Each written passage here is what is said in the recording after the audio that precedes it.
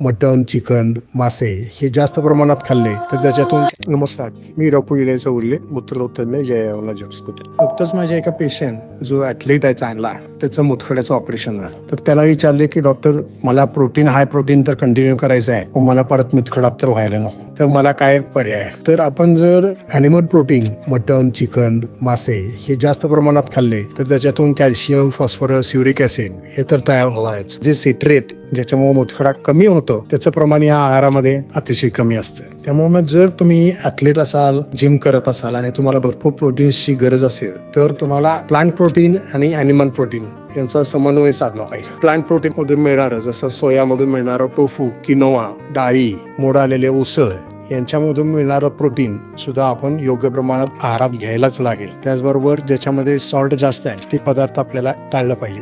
जर ॲथलीट म्हणून तुम्ही व्हे प्रोटीन किंवा क्रिएटिनिन जर घेत असाल तर त्याच्याबरोबर पाण्याचं प्रमाण सुद्धा ॲडिक्वेट असणं गरजेचं आहे. कारण का हे प्रोसेस फूड असल्यामुळं शरीरातून, किडनीतून एक्सक्रिशन करण्यासाठी तेवढ्या प्रमाणात लिक्विडची गरज असते. त्यामुळं ॲथलीट्स आणि जिम करणाऱ्याने प्लांट प्रोटीन आणि ॲनिमल प्रोटीन यांचं योग्य प्रमाणात कॉम्बिनेशन करून आहारात घेणं गरजेचं आहे.